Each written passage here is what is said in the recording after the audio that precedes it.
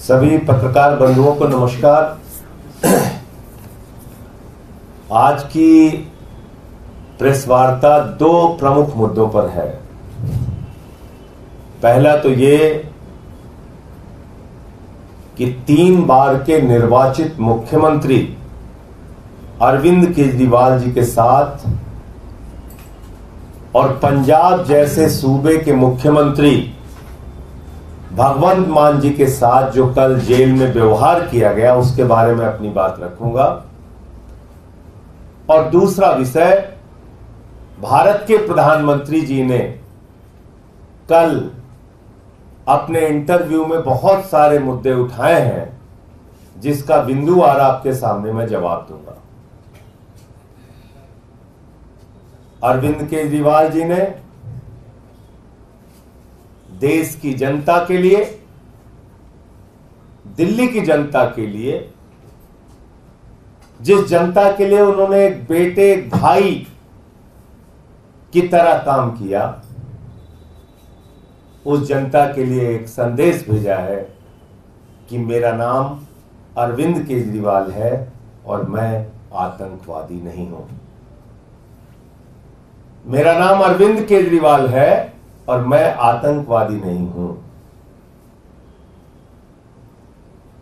ऐसा व्यवहार आप अरविंद केजरीवाल जी के साथ कर रहे हैं, आतंकवादियों जैसा। आपको शर्म नहीं आती? प्रधानमंत्री जी अपनी दुर्भावना में इस कदर अपनी नफरत में आप आगे बढ़ चुके हैं कि उनके परिवार से, उनकी पत्नी से उनकी मुलाकात बीच में शीशे की दीवार खड़ी करके आप करते हैं।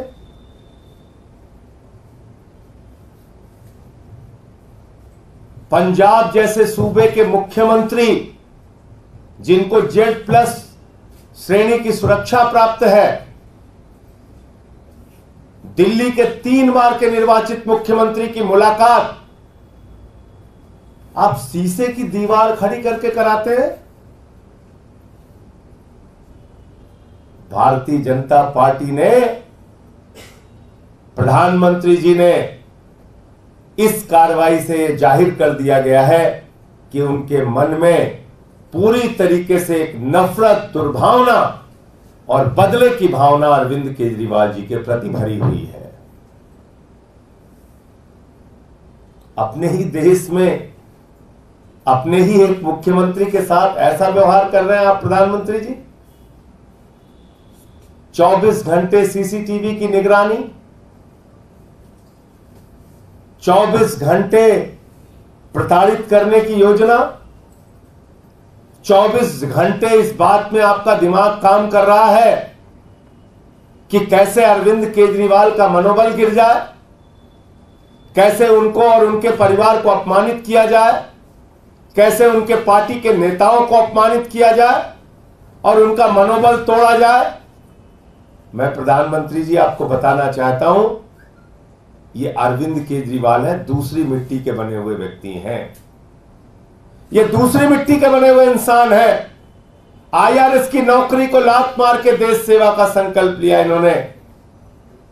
सैद्धांतिक मुद्दा आया तो 49 दिन की सरकार से भी इस्तीफा दिया। ये अरविंद केजरीवाल है, इनको तोड़ने की कोई भी कोशिश करोगे तो और मजबूत होकर केजरीवाल जी आपसे लड़ाई लड़ने का काम करेंगे। कल भगवंत मान जी ने बताया कि किस तरह से मुलाकात कराई गई। भावुक हो गए वो। हम सबके लिए ये भावुकता की बात है, ये कष्ट देने की बात है, लेकिन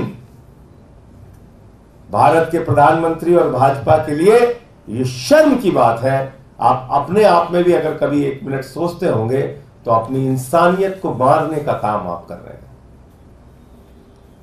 अपनी इंसानियत को मारने का काम भारतीय जनता पार्टी और देश के प्रधानमंत्री कर रहे हैं। इससे आप कोई अच्छा संदेश देश में नहीं दे रहे हैं प्रधानमंत्री जी। इससे कोई अच्छी धारणा इस देश के लोग आपके बारे में बनाएंगे, ये कभी मत सोचिएगा। तो इसलिए जो कुछ जेल में केजरीवाल जी के साथ हो रहा है, आम आदमी पार्टी उसकी भर्त्सना करती है और यह कृत्य हिटलर शाही का कृत्य है, तानाशाही का कृत्य है और केजरीवाल जी को तोड़ने की मंशा है। लेकिन केजरीवाल टूटेगा नहीं, केजरीवाल झुकेगा नहीं, केजरीवाल लड़ा है, केजरीवाल लड़ेगा और दिल्ली की जनता के लिए काम करते रहे हैं, काम करते रहेंगे। अब दूसरा विषय, कल भारत के प्रधानमंत्री आदरणीय नरेंद्र मोदी जी ने एक इंटरव्यू दिया, काफी विस्तार से इंटरव्यू दिया। लेकिन उस इंटरव्यू में जो सबसे ज्यादा हैरान करने वाली बात थी, जो सबसे ज्यादा चौंकाने वाली बात थी कि भारत की आजादी के बाद देश का एक प्रधानमंत्री आजादी के बाद के हुए सबसे बड़े महाघोटाले को खुलेआम डिफेंड कर रहा है। भारत के प्रधानमंत्री इलेक्टोरल बॉन्ड के द्वारा भारतीय जनता पार्टी के द्वारा ली गई रिश्वत को, इलेक्टोरल बॉन्ड के महाघोटाले को, जिसमें सर से लेकर पांव तक भारतीय जनता पार्टी डूबी हुई है, उस घोटाले और उस भ्रष्टाचार को देश के प्रधानमंत्री डिफेंड कर रहे हैं। देश के प्रधानमंत्री उसके पक्ष में खड़े हो गए हैं। इलेक्टोरल बॉन्ड पे किसने निर्णय दिया? इलेक्टोरल बॉन्ड को किसने अनकॉन्स्टिट्यूशनल कहा? इलेक्टोरल बॉन्ड को किसने अवैध कहा? किसी पॉलिटिकल पार्टी में ने नहीं कहा प्रधानमंत्री जी। भारत के सर्वोच्च न्यायालय के 5 जजों की खंडपीठ ने कहा, सर्वोच्च न्यायालय के 5 जजों की खंडपीठ ने कहा कि इलेक्टोरल बॉन्ड असंवैधानिक है और अवैध है। आपने सुप्रीम कोर्ट का भी अपमान किया। भारत के प्रधानमंत्री को देश के सुप्रीम कोर्ट से माफी मांगनी चाहिए। भारत के प्रधानमंत्री को सुप्रीम कोर्ट के फैसले की आलोचना करने के लिए और इलेक्टोरल बॉन्ड के भारतीय जनता पार्टी के भ्रष्टाचार को डिफेंड करने के लिए इस देश की जनता से माफी मांगनी चाहिए। खुलेआम आपकी पार्टी ने रिश्वत लिया। 3 बार आपने प्रयास किया कि यह घोटाला खुलने ना पाए। वो तो धन्यवाद है सर्वोच्च न्यायालय का कि उन्होंने कहा नहीं, देश के सामने जाहिर करो किस कंपनी ने तुम्हें कितना पैसा, कितना रिश्वत, कितना घोटाले का रकम आपको दिया है। और जब पता चला तो देश के सामने पूरा सच बीजेपी का आया। इस देश की आजादी के बाद मैं बार बार कहता हूं, देश की सबसे भ्रष्ट पार्टी का नाम है भारतीय जनता पार्टी। देश की सबसे भ्रष्ट सरकार का नाम है बीजेपी सरकार। और यह तो प्रमाणित हो गया। खुद प्रधानमंत्री डिफेंड कर रहे हैं, इलेक्टोरल बॉन्ड को डिफेंड कर रहे हैं, सुप्रीम कोर्ट के ऑर्डर के खिलाफ बोल रहे हैं प्रधानमंत्री। यह हैरान करने वाली बात है। और कैमरे पे प्रधानमंत्री झूठ बोल रहे हैं। हालांकि झूठ बोलने में बीजेपी को महारत है, इसमें मुझे कोई आश्चर्य नहीं है। उनकी पार्टी का नाम ही है भारतीय झूठा पार्टी। लेकिन आप देखिए, प्रधानमंत्री कह रहे हैं अरे हमें तो इतना ही पैसा मिला, उतना ही पैसा मिला। नहीं मान्यवर, आपकी अकेली पार्टी को 65% धन मिला है। 65% इलेक्टोरल बॉन्ड के 65% रिश्वत अकेले बीजेपी को मिली है। इलेक्टोरल बॉन्ड के जरिए 65% इलेक्टोरल बॉन्ड के जरिए 65% की धनराशि, रिश्वत की रकम अकेले भारतीय जनता पार्टी को मिली है। और आपका तो मनी ट्रेल भी पकड़ लिया गया। शराब घोटाले के मुख्य घोटालेबाज शरद रेड्डी से 60 करोड़ रुपए भारतीय जनता पार्टी ने लिया है। शराब घोटाले में तो आप शामिल हैं प्रधानमंत्री जी, आपकी पार्टी शामिल है। रिश्वत तो आप लोगों ने ली है। और इतनी सारी कंपनियों की डिटेल आ गए, अब भी आप बेशर्मी से डिफेंड कर रहे हैं। आज कंपनी से आप रिश्वत ले रहे हैं, कल आप उसको ठेका दे रहे हैं, आज रिश्वत ले रहे हैं, कल ठेका दे रहे हैं, आज रिश्वत ले रहे हैं, कल ठेका दे रहे हैं, आज रिश्वत ले रहे हैं, 10 दिन बाद ठेका दे रहे हैं। ये संयोग है या दुर्योग है प्रधानमंत्री जी? ये संयोग है या दुर्योग है? ये संयोग है या रिश्वत का खेल है? ये संयोग है या भ्रष्टाचार का खुला खेल है? इस देश की जनता को बताइए। आपने ईडी के छापे मरवाए, सीबीआई के छापे मरवाए, और जिन कंपनियों पे ईडी और सीबीआई के छापे मरवाए उन्हीं कंपनियों से आपकी पार्टी ने चंदा लिया, भारतीय जनता पार्टी ने। फिर भी आप बेशर्मी से उसको डिफेंड कर रहे हैं। कितने प्रमाण चाहिए ईडी को?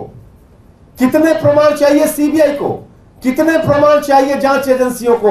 अब तक भारतीय जनता पार्टी के नेताओं से पूछताछ क्यों नहीं हुई? इलेक्टोरल बॉन्ड देने वाली कंपनियों से पूछताछ क्यों नहीं हुई? इलेक्टोरल बॉन्ड देने वाली कंपनियों से क्यों नहीं यह जाना गया कि किस कारण से उन्होंने रिश्वत दी और कैसे उनको ठेका मिल गया बड़ा बड़ा? शरद रेड्डी तो गिरफ्तार था, फिर भी आपको 60 करोड़ रुपए चंदा दे दिया उसने। शराब घोटाले का मुख्य आरोपी था, और यह भी साबित कर दिया प्रधानमंत्री जी ने कि 10 साल में प्रधानमंत्री जी ने इस देश की जनता के लिए कोई काम नहीं किया। बेरोजगारी पे कुछ नहीं बोले प्रधानमंत्री जी। जिस बेरोजगारी, गैस का सिलेंडर हो, पेट्रोल का दाम हो, डीजल का दाम हो, सरसों के तेल का दाम हो, आपके शासनकाल में आसमान पे पहुंच गए, लेकिन आपने एक शब्द महंगाई के सवाल पर नहीं बोला। जिससे गरीब की कमर टूट गई, उस महंगाई के सवाल पे आप चुप रहे। आपने अग्निवीर के सवाल पे कुछ नहीं बोला। आपने एमएसपी का सवाल, जिसके कारण 750 किसानों ने अपनी शहादत दी, उस सवाल पे कुछ नहीं बोला। क्या हुआ? 2 गुना आय का किसानों के? पक्के मकान का क्या हुआ? काले धन का क्या हुआ? 15 लाख करोड़ रुपए आपने अपने पूंजीपति मित्रों का माफ कर दिया। 3,53,000 करोड़ रुपए सेटलमेंट के जरिए आपने अपने चंद पूंजीपति मित्रों का माफ कर दिया। देश की जनता के हिस्से में सिर्फ 5 किलो राशि। आपके मित्रों को 2.5 लाख करोड़ रुपए का कर्जा, हजारों हजार करोड़ रुपए बैंकों का लूट के विदेशों में बैठ के भारत की व्यवस्था को चिढ़ा रहे हैं। इस पे आप प्रधानमंत्री जी कुछ नहीं बोलेंगे। तो इसलिए कल की जो उनकी बातचीत थी, जो उनका इंटरव्यू था, उसने भारत की जनता को, 140 करोड़ लोगों को निराश किया है, और प्रधानमंत्री जी के और उनकी पार्टी के चेहरे को पूरे देश के सामने बेनकाब किया है। किसी भी ऐसे सवाल पे जिस पे उन्होंने देश की जनता से वादा किया था, एक भी जवाब उन्होंने नहीं दिया, एक भी बात उन्होंने नहीं की।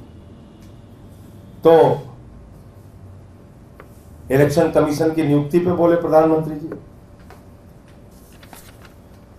इलेक्शन कमीशन की नियुक्ति पर सुप्रीम कोर्ट का फैसला था, और कह रहे हैं पहले के इलेक्शन कमीशन वैसे थे, पहले के इलेक्शन। टीएन शेषन जी की आत्मा अगर आपकी बात को सुन रही होगी तो वो हंस रही होगी आप पे।